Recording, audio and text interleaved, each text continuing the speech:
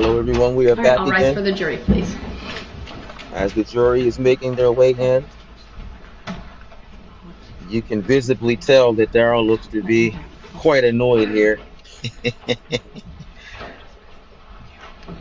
Look, he look like he don't even want to be there.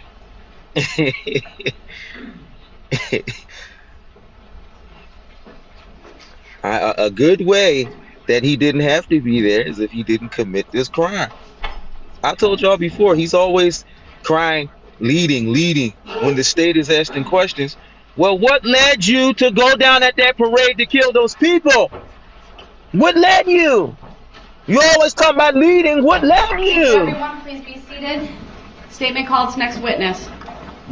Fool. Thank you, Judge. State calls Officer Christopher Moss. All right, officer, if you would please make your way to the witness stand, which is on my right, upper riser.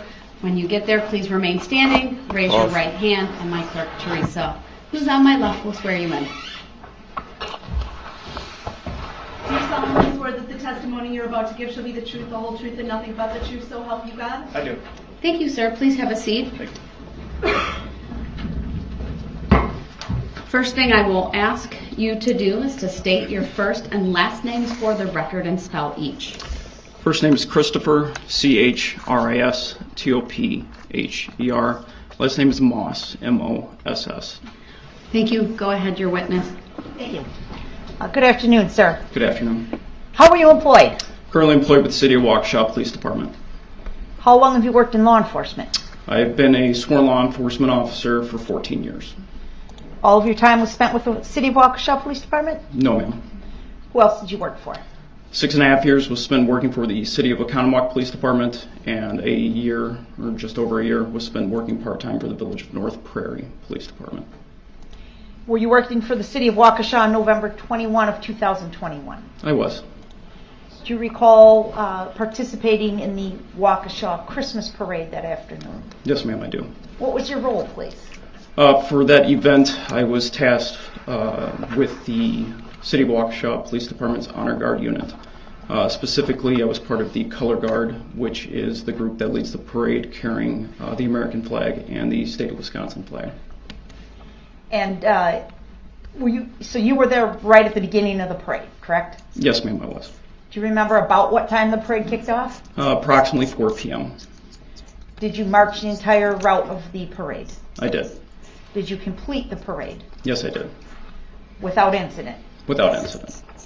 And after you completed marching the parade with the Color Guard, did you go someplace? Yes, upon completion of the parade route, as we were the first entity to finish since we led the parade, I subsequently returned to the City of Waukesha Police Department. And why did you go back to the department? That evening I was assigned to late power shift, which is from 5 p.m. to 3 a.m., and I was designated to work area 308. Okay, so you marched in the parade with the Color Guard, then you were going to go work a full shift that evening. That's correct.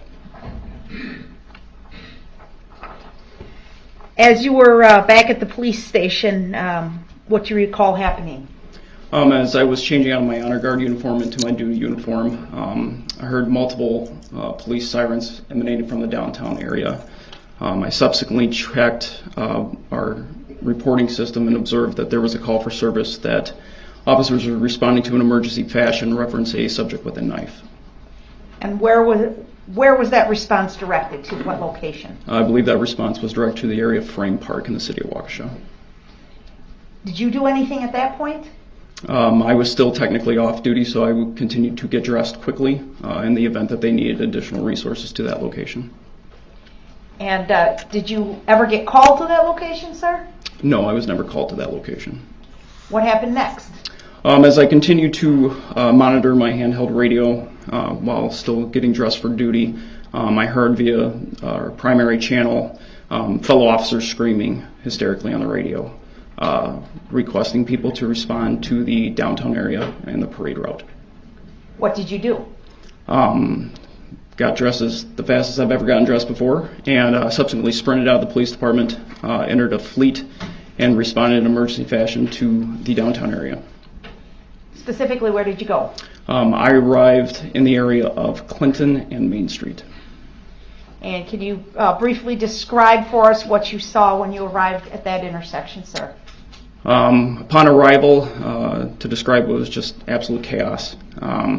As I exited my fleet, I looked east and westbound on Main Street. There were civilian subjects lying on the ground in every direction I looked, screaming, yelling, etc. Wow, can you imagine that? Did you attempt to render aid to these individuals? I did. I ran in a westerly direction between Clinton and Maple, attempting to render aid to 2 elderly female subjects. Let me just say this. Let me jump in real quick. Can you imagine? I mean, just think about that. You know, you're at a parade, and who expects for the unexpected to happen like that? Like out of nowhere. Somebody, just think about that. Envision that. Envision that this was your city. This was a parade that you were a part of. You were there. You lived it. You were live. And then to have a catastrophic event just happen out of nowhere. And now you have all these innocent people dead. The only reason why I say they're innocent because they had nothing to do with his rage with Erica. They were innocent to that fact. I don't know what they may have did before all that, but I'm saying they ain't had nothing to do relative to his rage with Erica. But these people died as a result of his rage that they had nothing to do with. Just think about that. You never know what lies ahead. And I'm pretty sure that those people that came to that parade had no clue, had no inkling that something of this magnitude, of this sort, that has become so voluminous would happen in a maniacal way. My. All right. Did you, at some point, leave that duty and speak with Officer Skolton? Yes, I did. Where did you speak with Officer Skolton? In the vicinity where I was, I ran into Officer Skolton, who approached me from a westerly direction. Upon making contact with him, he advised that he had fired rounds at a red Ford SUV, specifically an Escape. I asked him if he was okay. He stated that he was, and he subsequently said that we needed to find the vehicle. Mm-hmm. And did you, in fact, set out to try and find this vehicle? I did. Prior to Officer Skolton telling you that, did you have any vehicle description? I did not. The radio traffic was complete chaos with people screaming about injured participants of the parade being all over the downtown area. I got a question. I got a question. Why did Darrell, and this just kind of just came to me, and I think the only reason why it came to me because he just said that he went to go find the vehicle. Now, my question is, when Darrell was being interrogated, all right, why did he tell them that his mother did not have a vehicle? Given the fact that if they find that vehicle, they're going to know who this vehicle traces back to, and it's going to come back to his mom. Why did he lie if he knew that his mom really owned a vehicle in the event of them finding the vehicle that will ultimately trace back to his mother? See, I don't. You see, like little stuff like that, it doesn't make sense. It don't make a whole lot of sense, does it? Let's keep it going. Go to look for the vehicle. As I was moving my fleet near Donny Boy's Tavern on Main Street, I subsequently observed a male Hispanic running towards me, waving his hands frantically to garner my attention. And as I asked him what he needed, he subsequently stated he knew where the vehicle was. See that? Did you understand what he meant by that? I clarified with him. Here's my point. My point is he knew that they were going to find it, and he knew that was his mom's vehicle. So what was the point of lying? That's all I'm saying. That he was speaking of the vehicle that was indeed involved in the incident in the downtown area, as well as the vehicle that Officer Skolton had fired rounds at. He confirmed this, and I subsequently told him to get into my squad car and began traveling with him. Do you know the approximate time this was occurring? The subject approached me at approximately 4:49 p.m. And so you took the citizen with you in your squad? Yes, ma'am, I did. And did he direct you to a specific location? Yes, ma'am, he did. Where did you travel? From my location where I met up with this individual, we traveled westbound on Main Street and subsequently made a left-hand turn to travel southbound on Maple Street. We traveled approximately 2 blocks to the area where I subsequently located the vehicle in the driveway. So you know what? Darrell thought he was being smart by changing his clothes so he wouldn't get caught. Well, why didn't he take the tag? He could have took the tag off the vehicle. Because if you take the tag off, it ain't, how can they get it to run back unless, well, wait a minute, I think that there is a VIN number on the side door. They probably could have checked the VIN from the door. But what I'm saying is, I'm surprised he didn't take the tags off the car, and so it wouldn't link back to his mom. I guess he didn't have time. He was in a panic, and it was cold out there, and he running, and the nigga running out there with one shoe on. Come on now. I guess he didn't have time to do that. How did you know it was the vehicle you were looking for? Based off what Officer Skolton had previously described to me as a red Ford Escape, I observed a heavily damaged red Ford Escape in the driveway of 338 Maple. This particular vehicle was heavily damaged in the front end. I also observed that there was clothing embedded in the hood, as well as a headband with blue lighting hanging from the side mirror. Additionally, I observed a bullet hole in the windshield on the passenger side. Was that from Officer Buttrin? Who was the one that shot at him? But anyway, did you hear what he just said? He said that he observed apparel, clothing, embedded. Y'all hear that? In the vehicle. So that means that that impact was so strong and or potent that it was able, that there were clothes and stuff still attached to the vehicle. That's how impactful that was. That is absolutely remarkable. Unbelievable. I can't believe it. Did you secure this scene? I did. What did you do?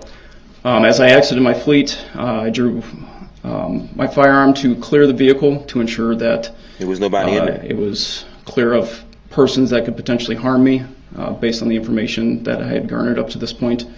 And after that was done and rendered clear, additional resources that came to my location, we secured it by taping off the entirety of this particular residence as well as the street.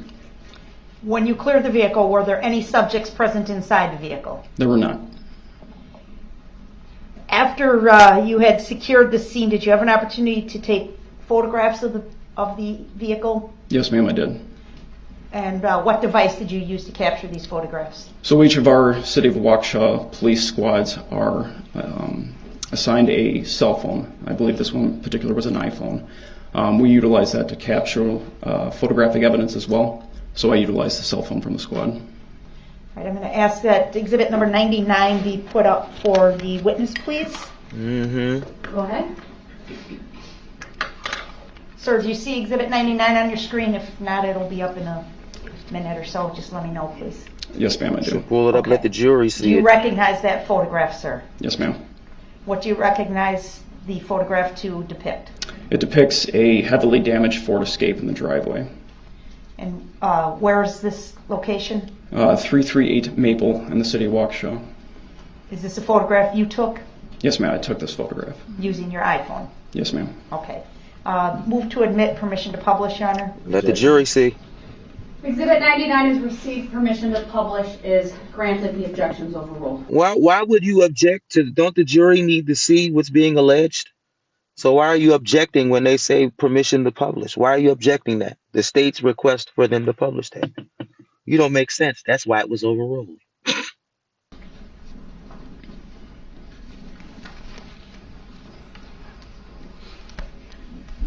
If the jury don't see what if the jury doesn't see it, then that means the state could be, that could be speculation. They need to see what's being alleged. Come on, man. What you objected to? What the vehicle looked like when you first observed it?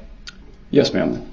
And you had testified earlier that you were able to see some articles of clothing on the Wow. vehicle. Do you see those items in this photograph? Yes, ma'am, I do. Wow. Could you please point them out? And that's a touch screen in front of you so you can mark it with a dot or an arrow or whatever you choose. I see something under the. So what's here that on the hood, near the Yeah. windshield, was a hat, and then clearly seen hanging from the driver's side mirror is a headband that's partially illuminated. What do you mean illuminated? This particular headband had multiple, appeared to be blue LED lighting. Okay. That's why it's labeled. The front of the vehicle, it appears to me that the front bumper is laying on the ground. Is that accurate, sir? Yes. Objection, leading. Overruled, you may answer. Yes, ma'am, that's accurate. May we take the annotations down? Yeah, we can deal with that. Thank you, Judge. So to your knowledge, no one had touched or disturbed this vehicle, at least since the time you were present, before you photographed it? Objection, speculation. Overruled, you may answer. To my knowledge, no, there was no manipulation of this vehicle prior to my arrival. Okay. And The only person that manipulated the vehicle was Darrell. In other words, he knew what he was doing. When you are manipulating something, you are controlling something. He knew exactly what he was doing. He was in control of what he was doing by running those people over. That's manipulation. at what point did you look inside the vehicle? And I don't mean just to clear it of persons, I mean take a closer look inside the car. Yes, ma'am, I did. And what was your purpose in doing that, sir?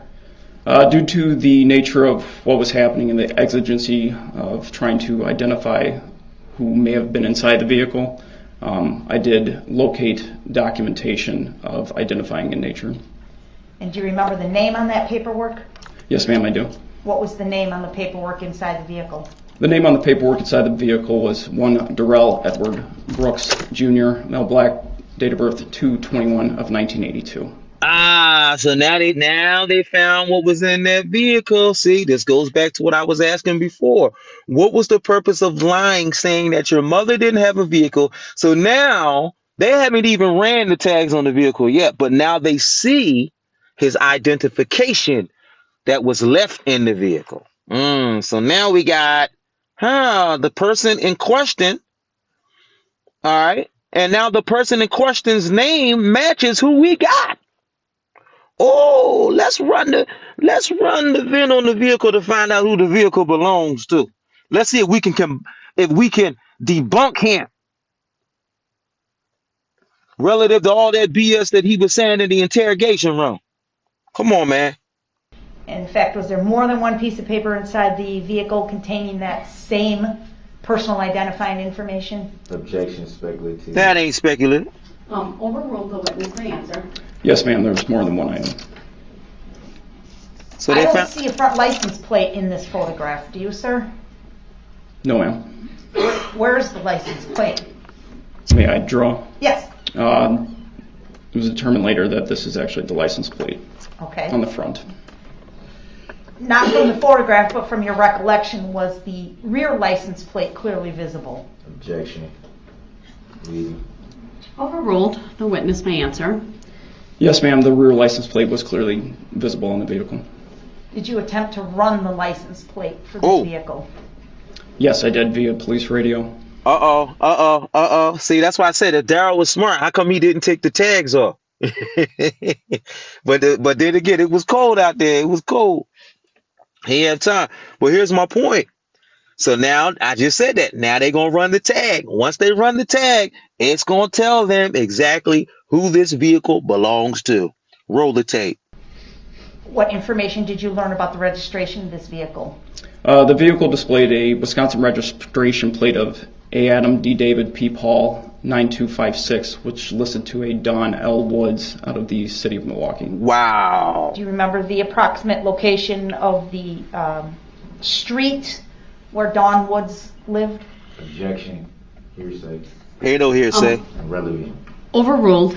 Wait a minute. Whoa. First of all, how is it hearsay when they're not alleging this? They ran the tag and it came back as your mom. That is not hearsay. Then why are you going to object and say relevant? It's relevant because you lied and said that your mom didn't have a car, nigga. It's like this dude is dumb. He is dumb. You are stupid. The witness may answer. No, I do not recall that information. You just remember City of Milwaukee. Yes, ma'am, that's correct. Okay.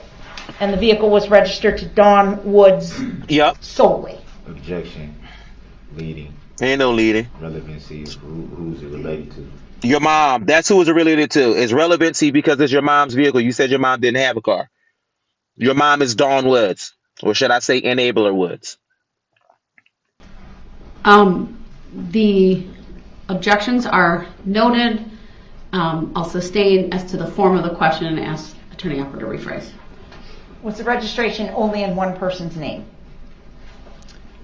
From what I understand, it was. Wait a minute. Why does she have to rephrase the question? Because he said it listed back to Dawn Woods. So the state came in and asked him, is Dawn Woods the listed one on that registration solely, meaning only? So he makes an objection and then say relevancy. So why was it sustained?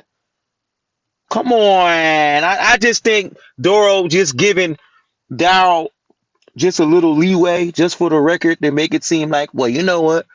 I didn't overruled maybe 90% of his objections, so let me give him a little leeway, even though he's wrong. The witness may answer. No, ma'am, I do not know the relationship. Is his mom? At a later point, as you were, well, strike that. Let me ask this. Did you remain with this vehicle for some time? Yes, for some time. And were other resources, law enforcement and other resources called to the area to deal with this vehicle, sir? Yes, ma'am, they were. And as that was occurring, are you aware of other police activity that was occurring nearby? Yes, ma'am, I was. And what was that, please? I had heard via police radio Officer Luling advised that he was out with a subject in the 500 block of Elizabeth Street, which is just a couple blocks away. And did you hear Officer Luling indicate a name for the subject that he was out with? Yes, I did. And what was that name? Officer Luling aired over police radio that he was out with a male subject identifying himself as Darrell Brooks. So they got the identity, the name, his ID, his mom's vehicle. All right, sir, thank you. I don't have any other questions. We can take down 99. Oh, I'm sorry. I do have one other question about 99. I apologize, Your Honor. Objection. Overruled. She may answer. She may ask. Do you know what time you snapped that photograph of Exhibit 99? Yes, ma'am, I took that photograph on the date in question at 5:01 p.m. Thank you, sir.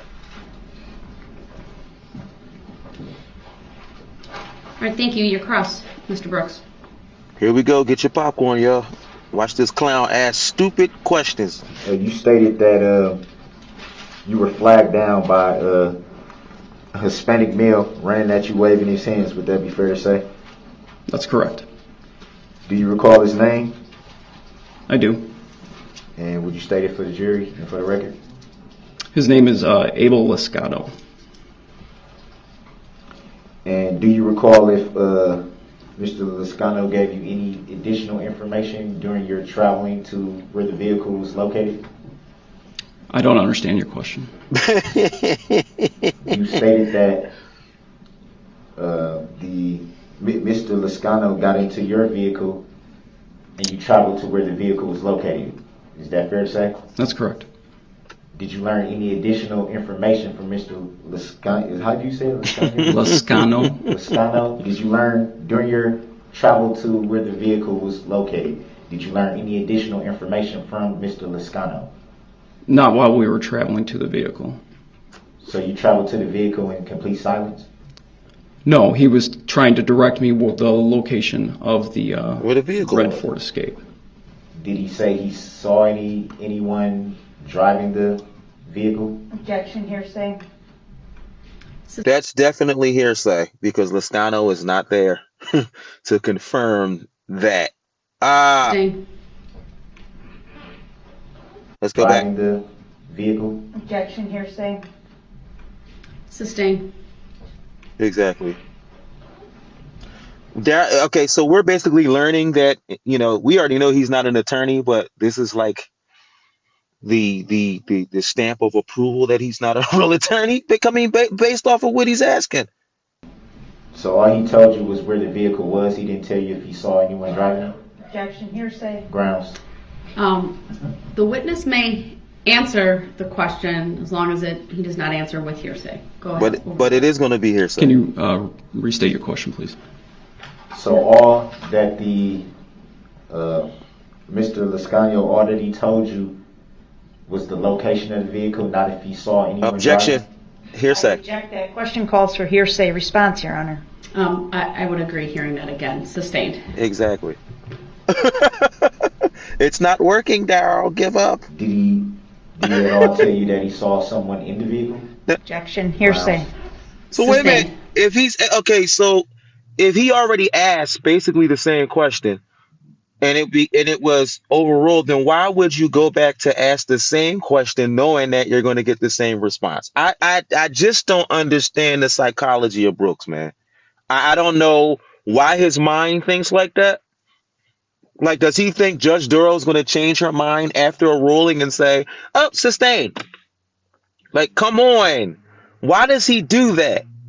He gets denied, but he still keeps fighting only to get the same result. Y'all knew that when he was trying to get the judge to dismiss the case. You know what I mean? Over a BS reason. And she declined. She denied it. But yet he kept on trying to fight to get her to, "I want a reconsideration of your ruling." Absolutely not. You want to take issue with this? Take your behind to the appellate court, and that's even if they accept it. Because as far as we can see, Judge Durrell has went by the book. She was even giving him advice. He can't even say he could never say that she wasn't fair. Could never say that. So anyway, let me fast forward this because I think I did cover this particular segment of the trial on one of my previous videos. So I don't want to over elaborate on that. So let's go to a different version of this one. Let's see. Oh, okay. Let's go to this one.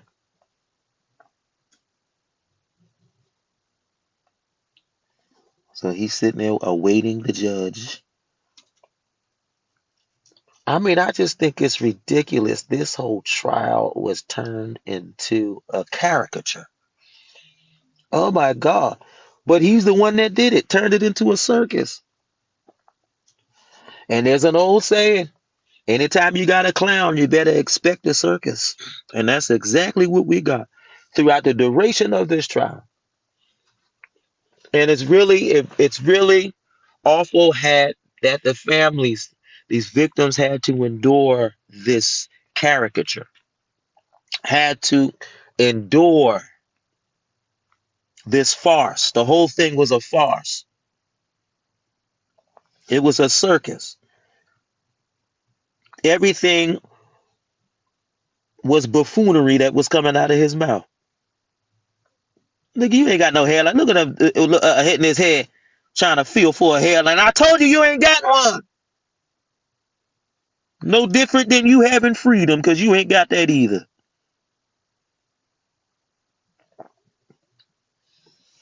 I know that song, right? It said, "Oh, freedom." Well, child, that ain't your testimony. All right. All right, let's see what Judge Dora gonna say now. All right. Parade in front of me.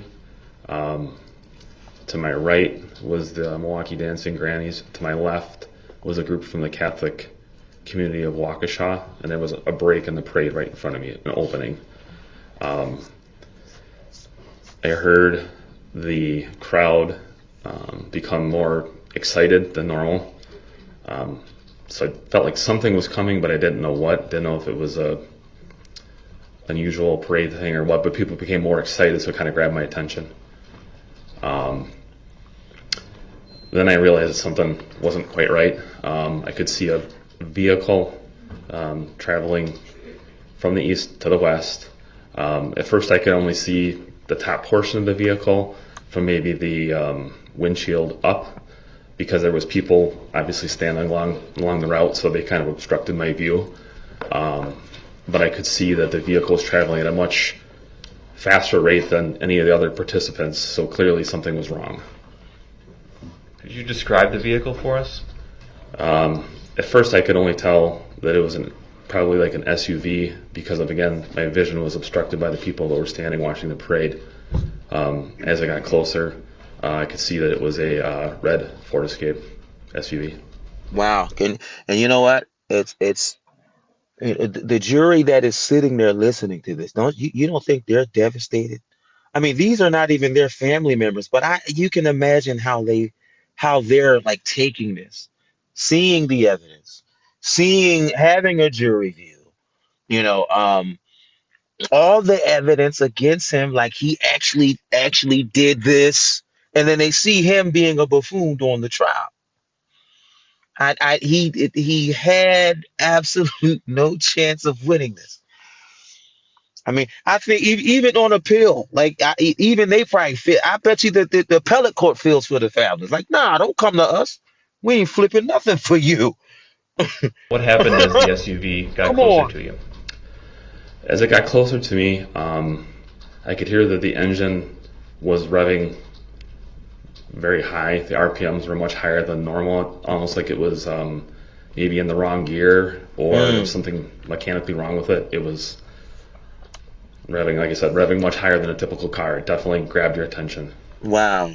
Okay, what happened next? As I got closer, I could hear something which I didn't know if it was like the engine sputtering, or I didn't really know what it was. Again, kind of unusual. But then as I got closer, you could see that it was, again, traveling at a high rate of speed. I was concerned at that point in time that either there's some sort of mechanical issue with the car possibly, or maybe some parade participant was having a medical emergency, but the vehicle was clearly not under control in relation to everything else that was going on. Mm-hmm. How close did the SUV get to you? As it passed me, it came more towards my side of the street, so it would have been traveling essentially west in what would be the eastbound lanes normally. So when it passed by me, it was very close, probably maybe 10 feet away at most. Were there parking spaces in front of you where you were standing? I believe there were, yes. Do you recall if the vehicle passed through the parking spaces in front of you at all? Objection, relevancy. Overruled. Yes. Could you describe the lighting conditions at that time? What were the sunlight, street lights, things like that? It was, if I remember correctly, it was getting to be towards dusk. I don't believe the street lights were on at that point in time, but it was getting darker, but it was still, like I said, I would describe it as maybe dusk, slightly before that. How good of a look did you get at the driver? A very good look. Very good look. Okay. We seen it. Can you describe, or can you give us a physical description of what you remember? I remember the driver being a light-skinned male black, approximately mid to late 30s. Had very facial hair and what I would describe as like dreadlocks. That was that butthole. Longer hair. Mm-hmm. That rat. What was the driver doing as he passed you? Objection, hearsay. Overruled. How's it hearsay if he saw you? You passed him, stupid. It ain't somebody guessing what you did. He said what he saw. As he was driving by, the window was open. He stuck his head and actually like the upper portion of his body out the driver's window and looked back behind him. Oh, wow. The window you're talking about, which window is that? It would be the driver's window. And he actually stuck his head out the window. Objection, leading the witness. No, Overruled. He may answer. Correct, to the point where it crossed my mind that he actually may fall out. That's how far out I perceived him to be. He ain't leading the witness. He telling on your behind. You don't want the jury to know. What direction was the driver looking when he stuck his head out the window? He was looking behind him. From the direction that he had come from? Correct. Correct. What happened next? At that point, when he looked back and then he kind of turned towards the front, based on his body language, my heart kind of sank because I felt like what I thought could be maybe a medical emergency or something like that. To me, it clearly, I felt like it was an intentional act, so that obviously upset me a little bit. And then the driver, after he had leaned back, he turned forward, he grabbed the steering wheel, he pulled himself up off the seat and cranked the steering wheel to the right. So let the record reflect that the witness used both hands at the 10 and 2 position to simulate the driver's hands on the steering wheel. Objection to that.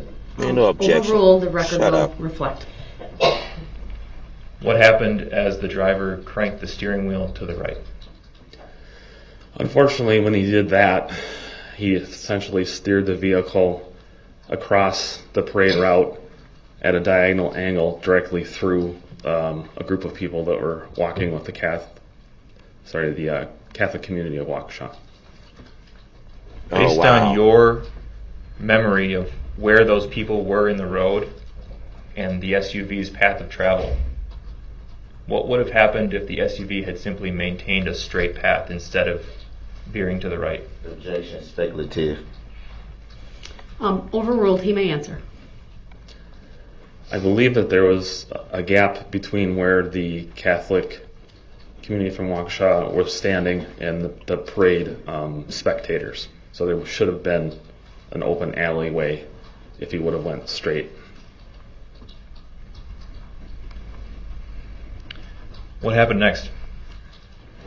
Unfortunately, when he drove through that group, Wow. he struck many of them, a lot of them kind of bouncing off the hood, and some of them, unfortunately, actually ran over. I could see them people come out from underneath the vehicle.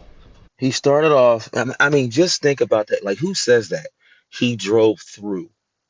Just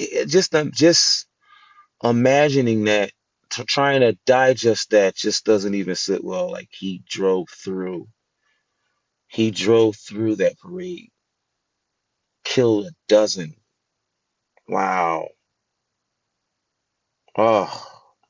Well, injured many. I think it was 6 that were killed. But I mean, just the visual of that.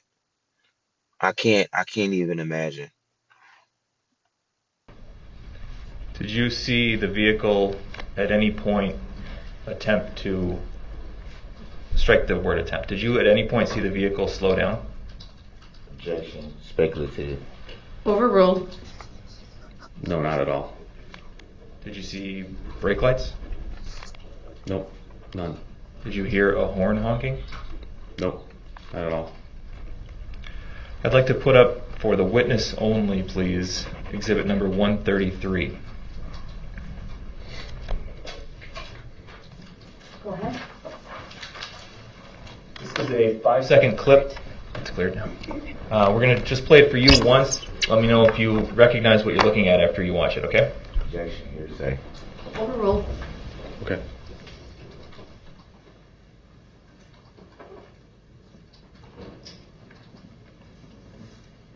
Do you recognize that clip? Yes. What does it depict?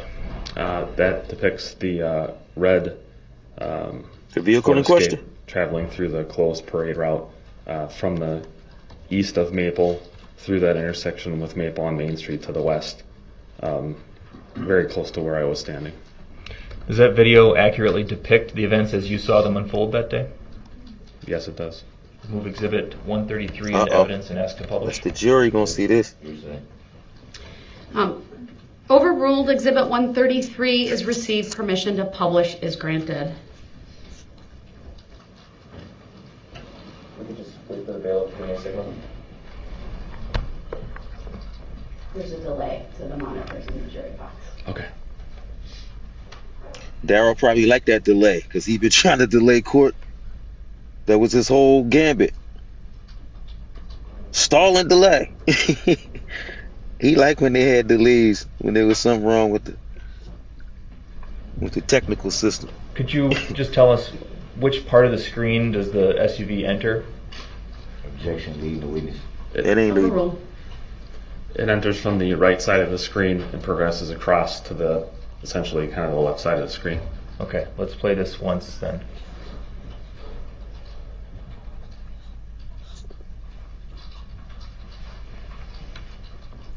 Why was it playing so fast? Shut up. Is that normal speed? Shut up. Mr. Brooks, it's not your time to ask Yeah. questions. You'll have an opportunity to ask those previously, or when. See how conservative Judge Darrell is? You know, she said it in the night. She basically told him to shut up. But, you know, she did it conservatively. Mr. Brooks, it's not your time to talk. That basically means in layman's terms, shut the hell up. Shut your mouth. See, I talk without the filter. She had a big filter over that. Come on now. Go ahead. Could we put up for the witness only, please, exhibit number 132?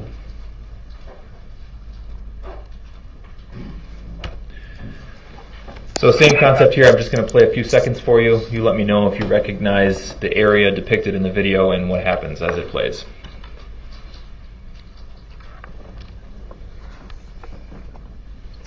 Let's keep going.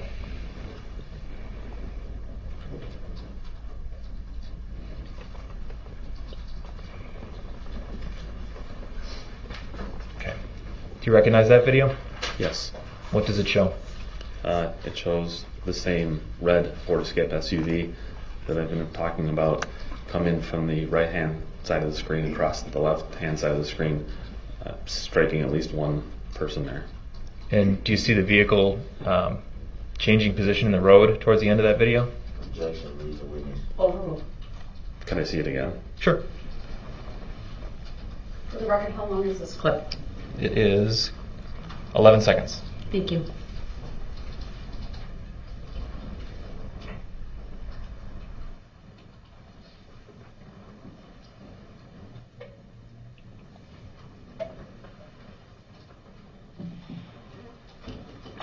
From my perspective, the vehicle travels straight through the video from right to left. Okay. Is this an accurate representation of what you saw that day? Yes. Move exhibit 132 into evidence and request permission to publish.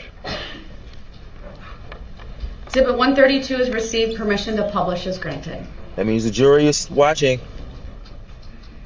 We'll wait for the bailiff. I'm surprised he didn't object to it. Which I still don't understand. They have to see that what they're alleging against him is accurate.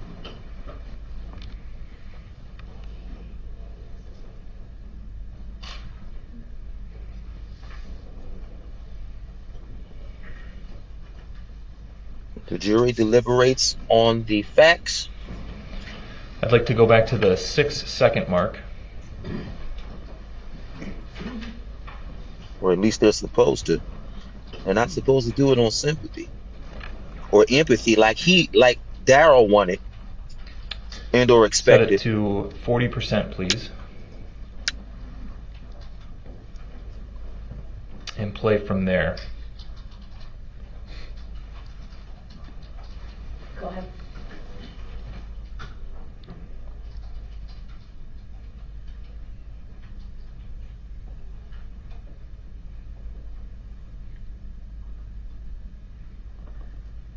But I don't understand how he expected empathy from the jury, We go back to the 6-second mark. given the way that he was acting throughout the trial. The relevancy, keep going back. Shut up. I presume you have a question for the witness? I do, yep. All right, overruled. Oh, yeah, overruled. Shut up. Can you, using a little X again, can you draw on the screen the approximate area where you would have been standing at this time? Sure. I would have been somewhere down in that area.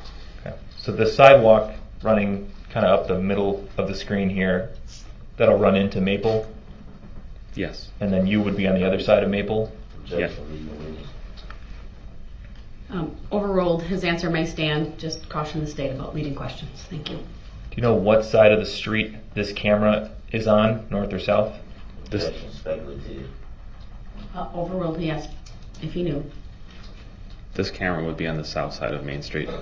And what direction is the camera facing? This camera will be facing to the west. Okay. And can we back up a little bit, maybe to the 3-second mark? Yes. Okay, we're at the 3-second mark. Do you see the SUV that you've been talking about in the video right now? Objection, leading the witness. Not at all. Yes. Can you please circle it for us? Thank you. We can clear that. And let me say this. The interesting thing about this, and this is, kind of unusual, but this whole attack was all on camera. Like, I mean, what more? How much? I think I said this in one of the previous interviews or videos. I said, how much more factual do you need me to be? I know a picture is worth 1,000 words, but how many more words does it have to prove that this picture is of accuracy? This is actuality. What he did was all of that whole crime scene was caught under surveillance. So he was basically in an NWO hole, a no way out, because he wasn't coming out of this. Listen, y'all, I want y'all to comment on this. We're going to do part 2 tonight of this.